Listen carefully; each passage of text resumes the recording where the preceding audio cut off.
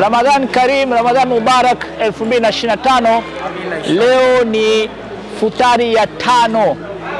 Futari ya tano baada ya kugawa vyakula mbalimbali, lakini tumeanza kufuturisha tokea jana na leo, na hivi sasa hivi tunapozungumza hapa hospitali vile vile tunaendelea, hospitali ya Muhimbili pamoja na hospitali ya Shifa.